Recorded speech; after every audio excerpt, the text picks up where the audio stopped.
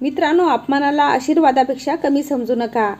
जीवनात किमान एकदा तरी अपमान झालाच पाहिजे. पण मित्रांनो, अपमान झाला म्हणून स्वतःचा आत्मविश्वास गमावून रडत बसण्याची काहीच गरज नाही. 2.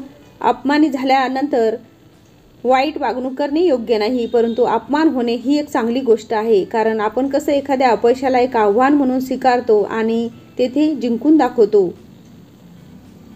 3. त्याचप्रमाणे अपमानाला एक आव्हानासारखं स्वीकार करून तुमची ताकद दाखवा. 4.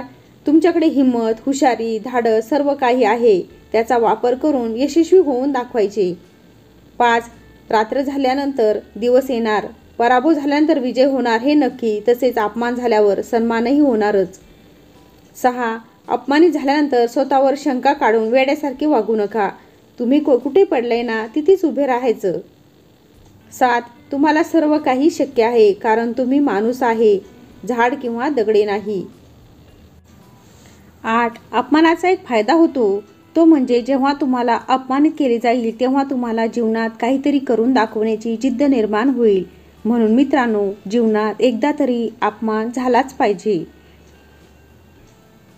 9. ज्या ठिकाणी आपल्याला किंमत मिळत नाही त्या ठिकाणी आपण आपली चप्पल देखील सोडले नाही पाहिजे. 10. पावला अपमानित झालेले लाखो लोक आपल्यासमोर सन्मानित झालेले आहेत. म्हणून आपल्या विचारांना बदला, ते सकारात्मक करा. आपल्या हृदयात रडणे थांबवा आणि हिमतीने पुढे जाण्याचा प्रयत्न करा. 11. अपमान या गोष्टीला सन्मानाने उत्तर द्या. 12. काही सुविचार असे जे तुम्हाला अपमान सहन करण्याची ताकद देतील आणि त्याचबरोबर जगायला शिकवतील. 13.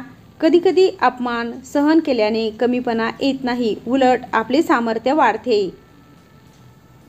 14. जो चांगल्या वृक्षाचा आधार घेतो त्याला चांगली सावली लागते, म्हणून नेहमी चांगल्या व्यक्तीच्या संपर्कात राहणे योग्य असते. 15. पायाला झालेली जखम जपून चालायला शिकवते आणि मनाला झालेली जखम आयुष्य जगायला शिकवते. 16. चांगले लोक आणि चांगले विचार आपल्यासोबत असतील तर जगात कोणी तुमचा पराभव करू शकत नाही. 17.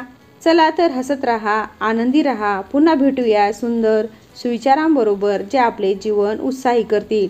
व्हिडिओला लाईक, शेअर आणि चॅनलला सबस्क्राईब नक्की करा. उद्याला पुन्हा भेटूया नवीन मोटिवेशनल व्हिडिओसह. धन्यवाद.